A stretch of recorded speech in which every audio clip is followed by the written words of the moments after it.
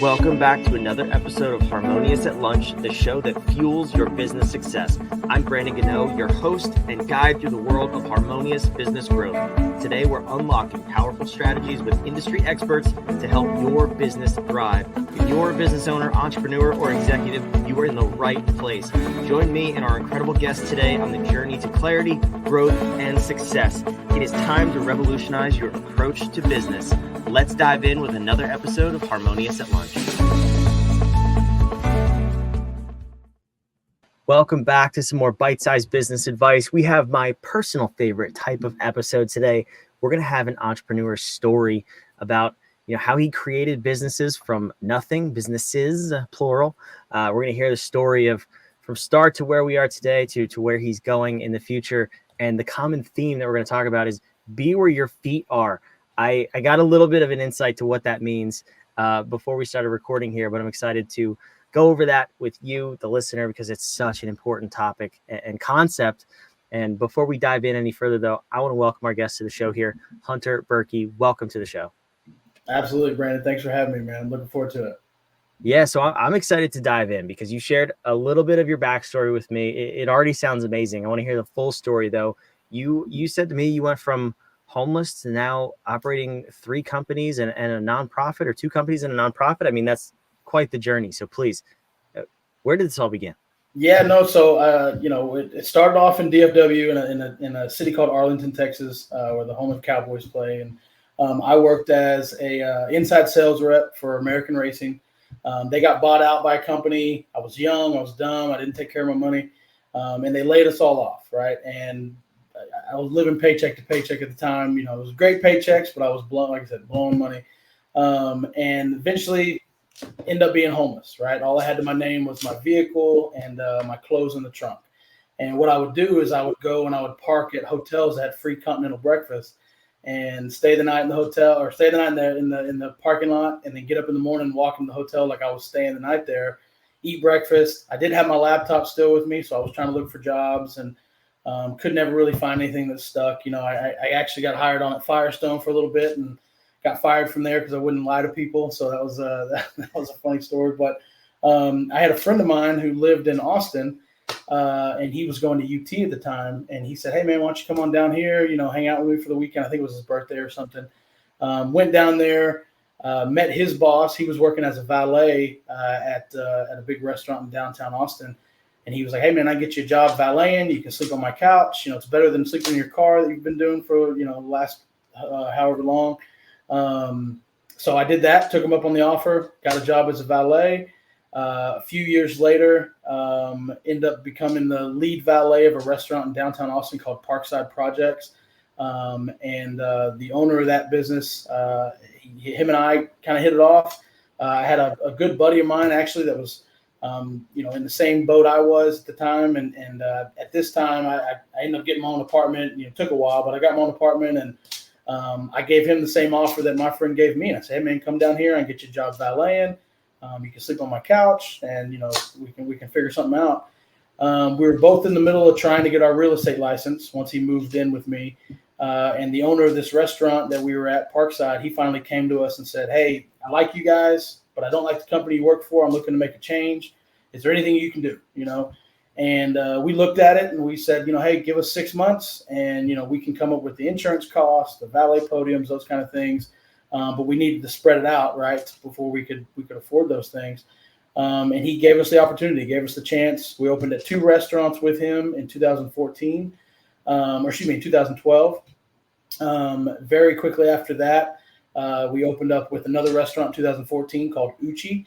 Uchi's now almost nationwide. They're in Austin, Houston, Dallas, Miami, LA, Denver. They're pretty much everywhere.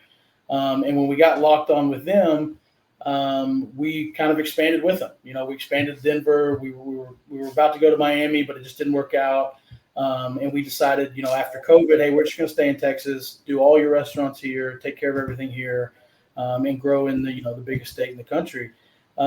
With us adding Uchi in 2014, they had a security company on their location at their site in Houston. And I became friends with the owner of that company. It was a real small kind of mom and pop kind of ran show. The owner was working at the account, 5-6 nights a week. Well, he came into some issues with some family issues, and he kind of had to step away from the security business. And us being the valet team there, and the main reason why they had security, we were parking 200-300 cars a night. I knew what we needed from security at that location, right? So I helped run his business for about 2-3 months in regards to staffing, scheduling, making sure they were in the right spots, those kind of things. So after that 2-3 months, he kind of came back to me and said, "Hey man, I'm not coming back. I'm gonna have to walk away. I got to deal with this family issue, yada yada."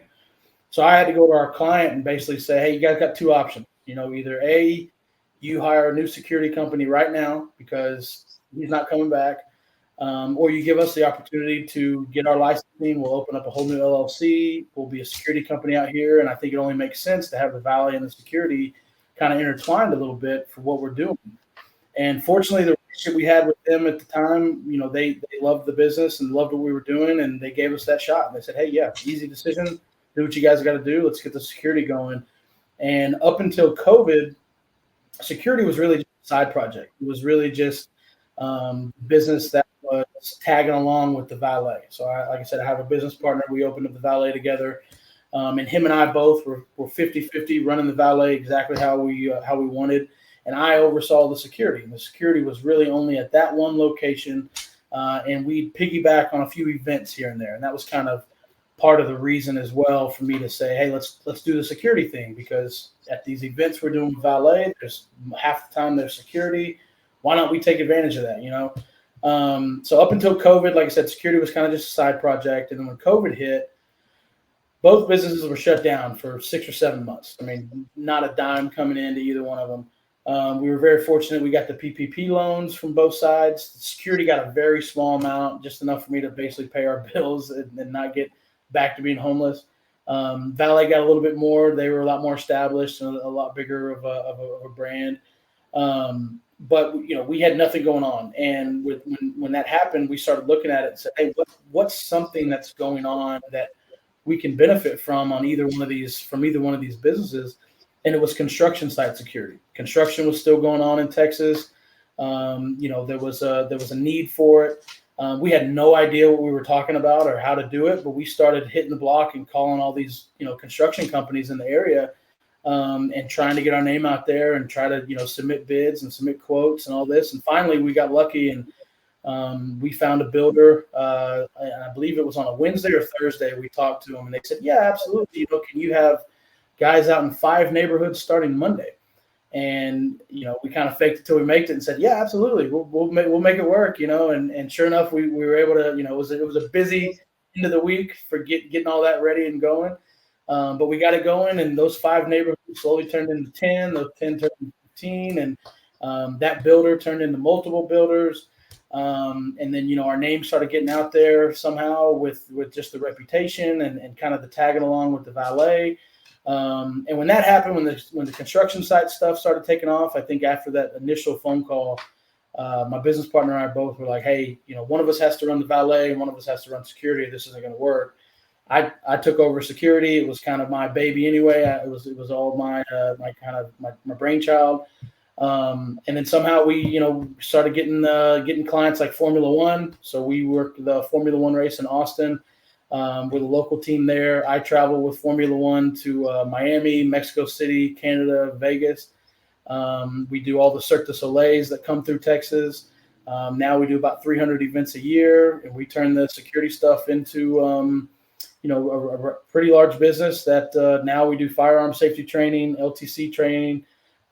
We are about to add licensing to our website, so you can get licensed in Texas and other states here pretty soon.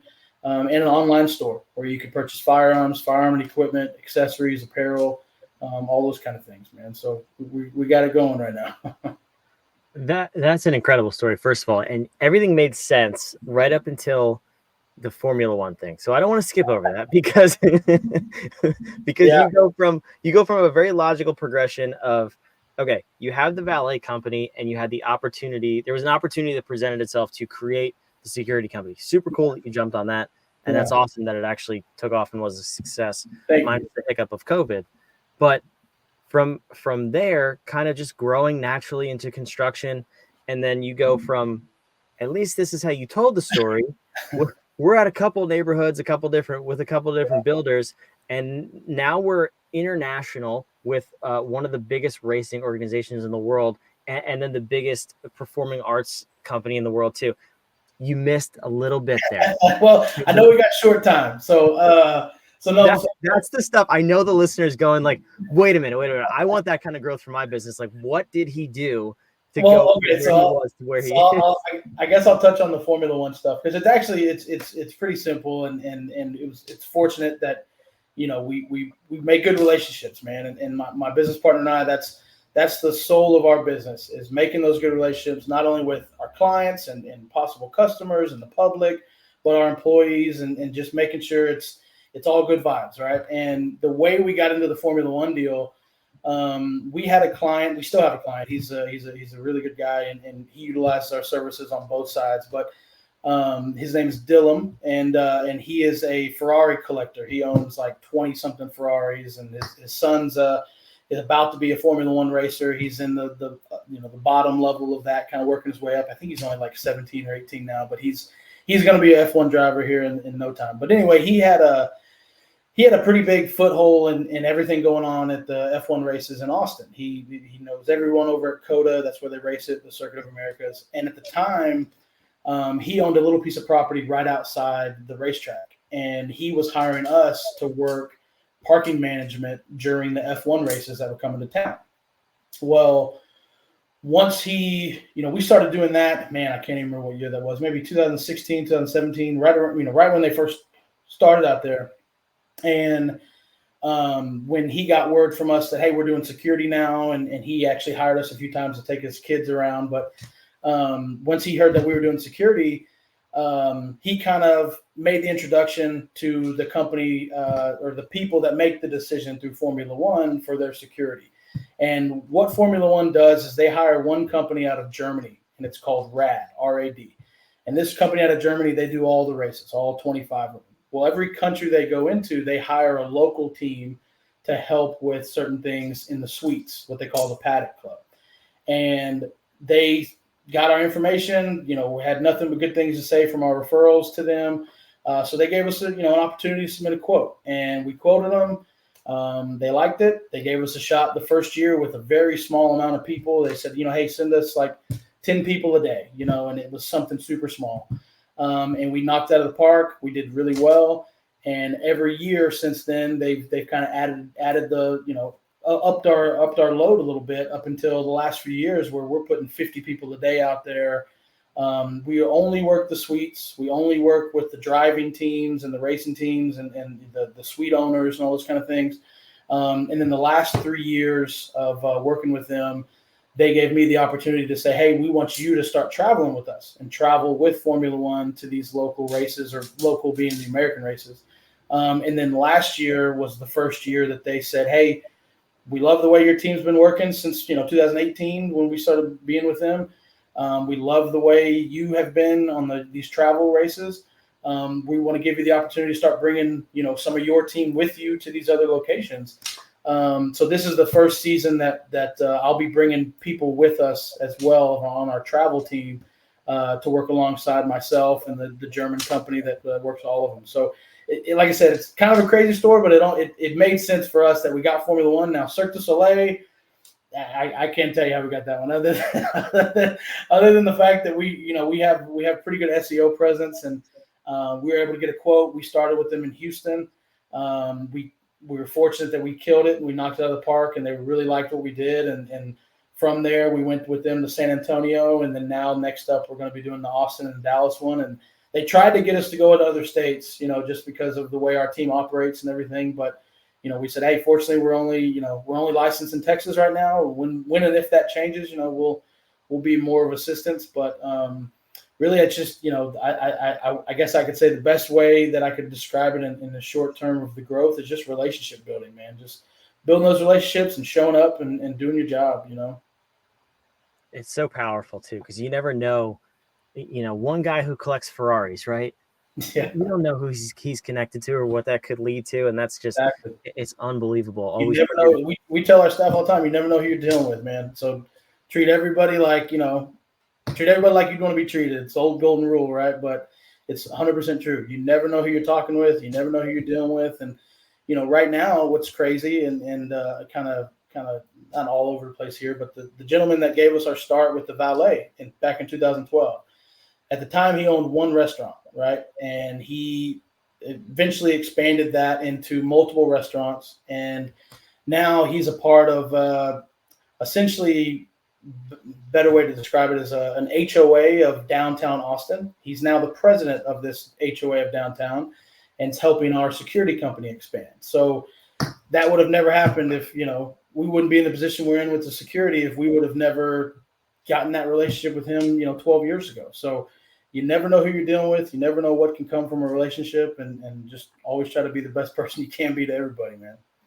That's so crazy. Do you see why I love these episodes? This is fascinating to see how you've grown this business over the last 12, 13 years at this point. But that's so cool. I'd love to know. I put your website on the screen here if anyone wants to learn more. It's also down in the show notes down below. But I'd love to kind of hear what's next. What's the plan for continued growth? You already kind of hinted at it a little bit, but how are you, not so much what is the plan, but how are you approaching that? Because I think that's where you've obviously done it really well so far. And to continue doing it well, you must have a plan or a strategy. So help me understand that. Yeah, I mean, I guess the number one strategy for us, or for me personally, is to hire a great team and hire smart people. Take criticism, take people's opinions, value people's opinions and their feedback. And I've been very fortunate that I've hired a great team around me. We have a very, very great management team. We have a great back of the house team. We meet every single week, every Tuesday, for a couple hours every Tuesday to just kind of go over what's coming up, go over what's been happening, go over any ideas. We do monthly staff meetings with our entire staff. Now, with us being kind of spread out, obviously that's hard. So thank God there's Zoom. So, we have Zoom monthly staff meetings that just kind of keep the team involved and make sure everybody understands that, even if they're in a small part of what we got going on, there's so much other things going to kind of keep people interested and excited to be a part of what we've got going on. But as far as our plan, outside of me hiring, smarter people than me, right now we are about to add the licensing to our website. So in the state of Texas, you have to have licensing to operate security, whether it's unarmed, armed, bodyguard protection. You have to have certain licensing through the state. Well, we are now eligible and about to add to our website to where you can go straight to our website, take that course through the Texas DPS, get a certificate through us, submit that, and get your licensing. We're also adding firearm safety training courses to our website so anybody can learn and get better about firearms, whether you're a novice or whether you're an advanced firearms member or a participant. You can learn everything from that. We also are adding LTC licensing. So I'm a firearms instructor. I'm an LTC instructor now. Some of our upper management team is as well. So you can now get your LTC and schedule that through our website. Those are good throughout 33 states in the country as of right now. We already have an online store. Haven't really promoted it much, but we have everything from firearms to firearms equipment to apparel to equipment. We're even adding saunas and ice baths, and we're kind of making it a whole bunch of cool things. But the goal essentially is with the licensing part of it, not only to do the licensing in Texas, but multiple states in the country have the same kind of requirements. They have the same kind of licensing requirements in regards to security. So every state that has that, we're going to become a business in those states. We're going to have the online option to get your licensing in those states, and basically try to become the the Amazon of the industry and make it to where you can go to our website, you can get a license in that state, you can get your firearms training in that state, you can get your not only your security licensing but your LTC. Then you can buy your all the equipment and gear you need to operate in the field. So that's what's next, and that's what's kind of coming up from the security side of things for sure. That's super cool. Does that allow you to also operate security in those states too, because you're already a business? Yes. So once we get the business licensing, not all states, but some states for sure. Like we're going to do it in Florida for sure. We're going to try to do it in Nevada for sure. We're going to branch out. And whether that be through franchise opportunities or through us just kind of figuring out on our own and kind of opening up out there, we will be licensed to do so. It just kind of depends on what makes the most sense. But the main goal for that is, from a business standpoint, the e-commerce revenue, right? To get the licensing set up to where we can just do the licensing for the consumer, constantly every day, all day long through the website. Yeah, it's super cool. I love it. This has been incredible to hear your story and where you've taken the business, where you're going with it. Absolutely amazing. And hopefully that sparks something in somebody listening to say, maybe I was thinking about this a little backwards, or maybe they got an idea of how you grew your business and how they can grow theirs. So I really appreciate you sharing your story and coming on today. Yeah, man. No, it was fun. I wish we had more time, but I love it, man. I love the quick hits, man. That's cool. I hear you. Well, I got one more question, and it's how I love to end these episodes. It's a question for a question. So we believe at What If that powerful questions get you powerful answers in terms of growing your business. So is there anything, I usually reference the episode that we talked about, but even in growing your business over the last decade and a half, was there a common question that you kept asking yourself that would enable you to grow your business, or just about today's episode? What's that one powerful question you would want the listener to think about to get themselves out of maybe the rut that they're in right now and help them take that next step to grow their business? I guess the question, I would say, for me, the biggest hurdle that we ran into as a business, and still to this day, is running into problems, right? Everybody runs into problems. Everybody runs into issues. And it's the question I have for you is, how do you handle those problems, right? Because there's only two ways of doing it. There's only, you can fold and say, oh man, these problems suck. I'm done. I'm not going to do this anymore. I'm going to give up. I'm going to, try to find a 9 to 5 and make it, make it an easy decision. Or you can embrace those problems, and I embrace the problems, and fortunately our team embraces those problems. And we ran into a situation a few years ago with, when construction was such a big part of our business that, we got a phone call overnight that everything kind of paused for 6 months. And that kind of also is what kind of led us to get the training courses and the LTC and the store, and kind of branch out with certain events. So I guess the biggest question is, what do you do when you face adversity? What do you do when you face these problems? Do you give up, or do you keep moving forward, keep going towards your goal, and keep trying what you can get accomplished? Because not every day is going to be a good day. Like we have great businesses on paper. We bring in over $5 million in revenue annually, but we still run into problems. Every day we run into some problem, some fire we got to put out, some issue, and you got to be able to deal with stress that a normal person wouldn't be able to if you're going to run a business, and be successful and